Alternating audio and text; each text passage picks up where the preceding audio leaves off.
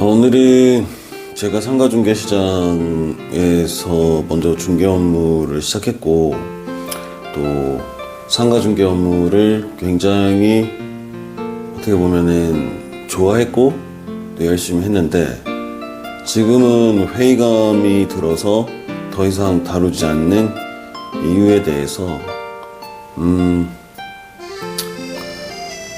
허심탄회하게 얘기를 하고 싶어 영상을 촬영하게 되었습니다.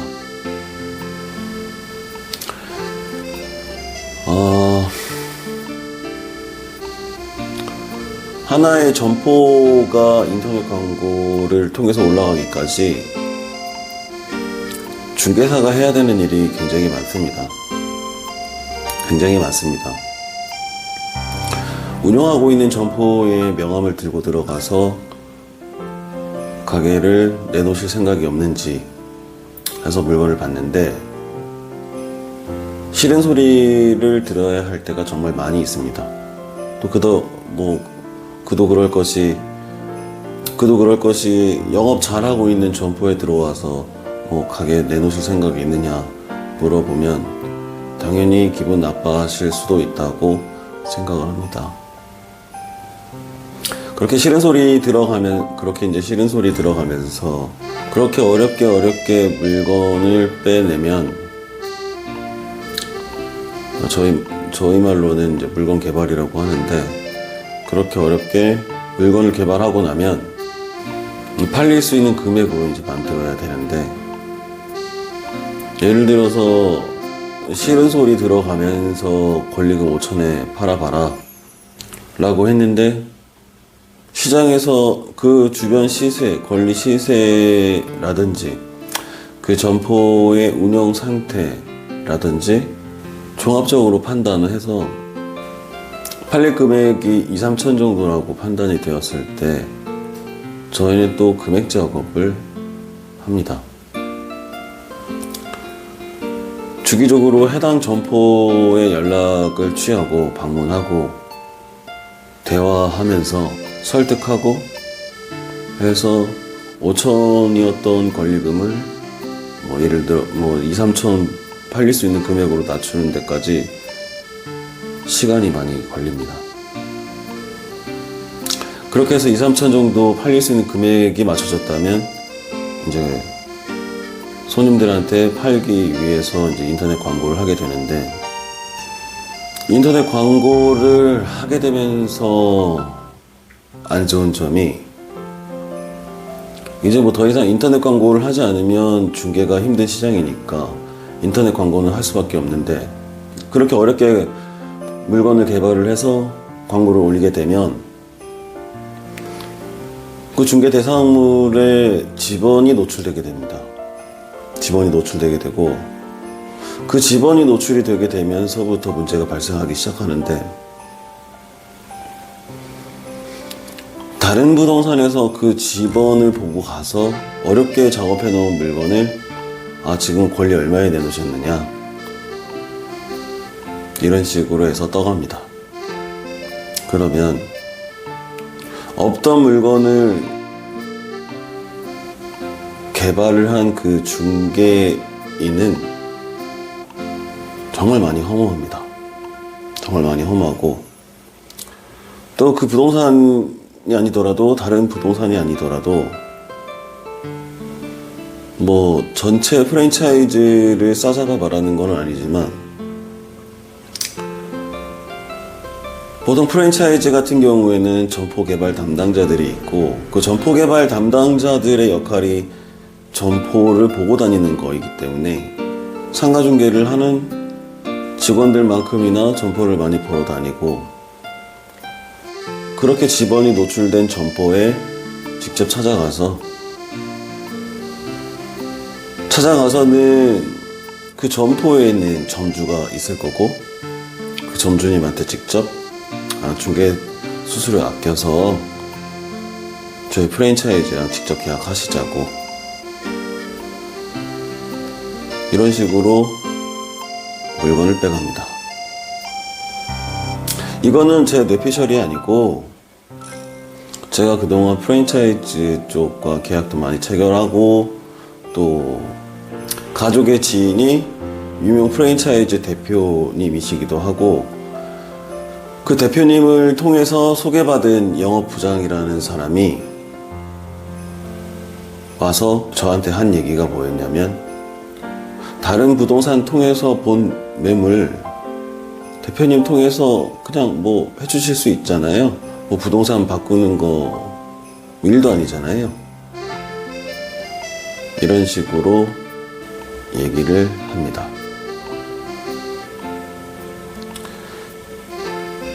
정말 유명 프랜차이즈를 통해서 뒷박을 맞은, 그러니까 저희 말로 뒤통수 맞는다는 거를 이제 뒷박을 맞는다라고 표현을 하는데, 뒷박을 맞은 적이 정말 많습니다. 어느 프랜차이즈 같은 경우에는 각 지역 담당자라도 있어서 적어도 그러니까 예를 들어서 뭐 저한테 연락이 왔었던 그 프랜차이즈 직원이 해당 점포를 보여줬는데 뒷박을 치는 경우도 있고, 아니면 이제 인터넷 광고를 하면 일반 손님들도 문의가 오지만 프랜차이즈 담당자들도 연락이 많이 오거든요. 프랜차이즈 담당자들도 연락이 많이 오는데, 그렇게 해서 이제 물건을 보여주면 어느 날 보면 그 해당 프랜차이즈가 들어와 있는데, 그럼 그 담당자한테 연락을 해서 따지면, 아, 이거는 제가 그런 게 아니고 손님이 직접 다른 부동산을 통해서 미리 보고 오셨더라. 그래서 저희도 어쩔 수 없었다. 라는 식으로 정말 뒷박을 많이 맞았습니다.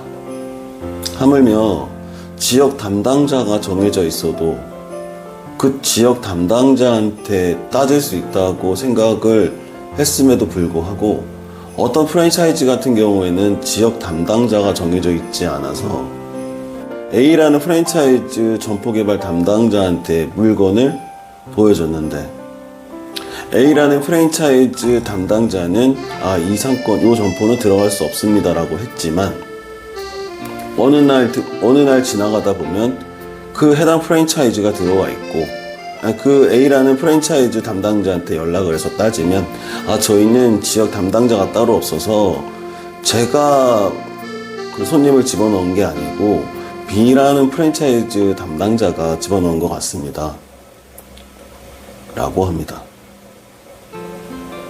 속된 말로 그 안에서 물건을 돌리는 겁니다. 내가 보고 와서 다른 직원들한테 물건을 돌립니다.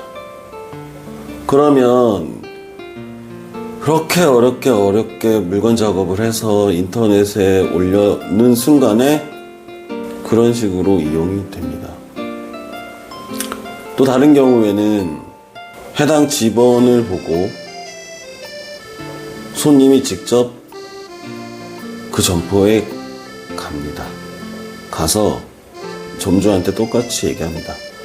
중개 수수료 아끼고 직거래 합시다. 이런 식으로. 정말 회의감이 안 들 수가 없는 상황입니다.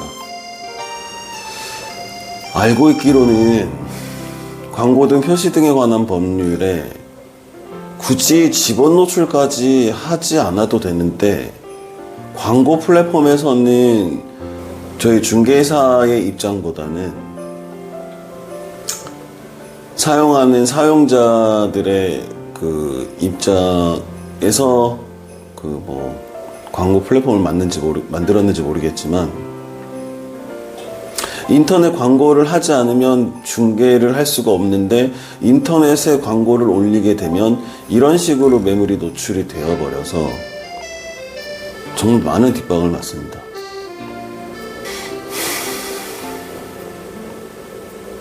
또 다른 이유는 손님들, 그러니까 점주님들, 보통 이제 저희가 상가 중개를 하게 되면 운영을 하고 있는 점포의 경우에 권리금이 있고, 그러면 저희는 그 임대차 계약서와 권리 계약서라는 거를 두 번 작성하게 됩니다.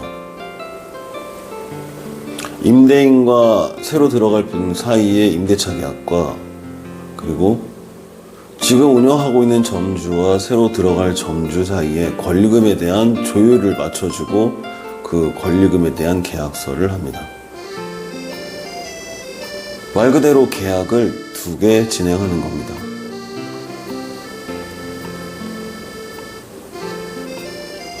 권리금이 없는 점포에 들어갈 때 부동산 계약을 하게 되면 임대차에 대한 임대차의 수수료를 당연히 받습니다. 운영을 하고 있는 점포에 계약을 체결해 주는 경우에도 임대차에 대한 수수료를 당연히 받습니다. 그런데 권리금을 5천만 원에 내놓은 거를 팔릴 수 있게끔 권리금을 2천 정도까지 낮춘 상태에서 계약을 완성시켜도 계약하신 분들은 권리금에 대한 수수료를 왜 줘야 되는지를 모릅니다.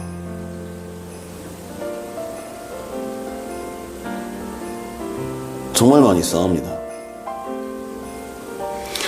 권리금을 5천에 내놨던 점포를 정말 좋은 조건인 2천에 맞춰서 계약을 완성시켜 드리는데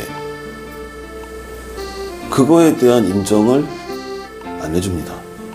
또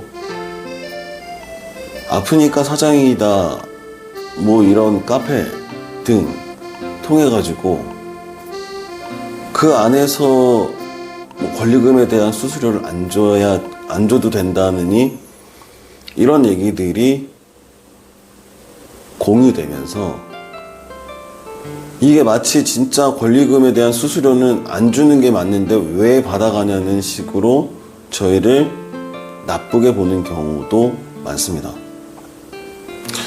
아니 어느 중개사가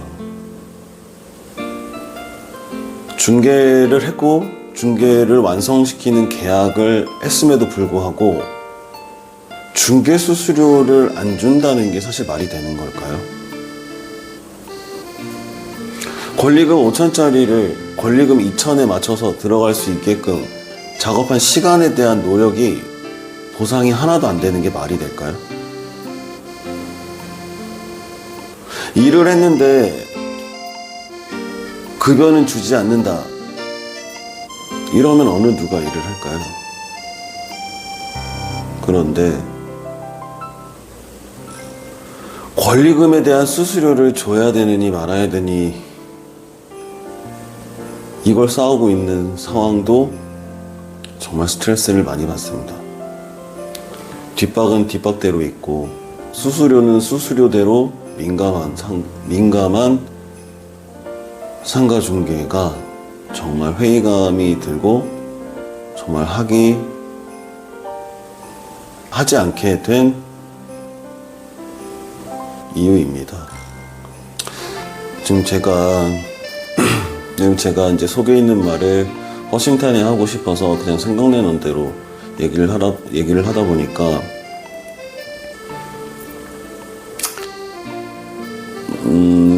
너무 두서없이 얘기가 진행되고 있는 것 같은데 오늘은 여기까지 하고요.